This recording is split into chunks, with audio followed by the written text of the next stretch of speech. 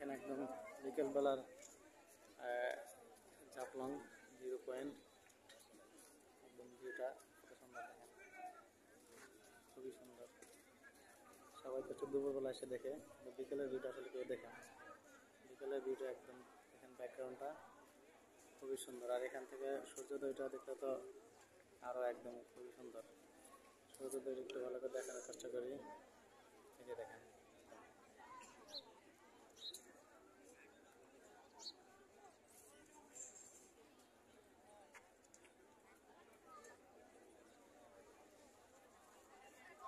এরকম একটা ভিউ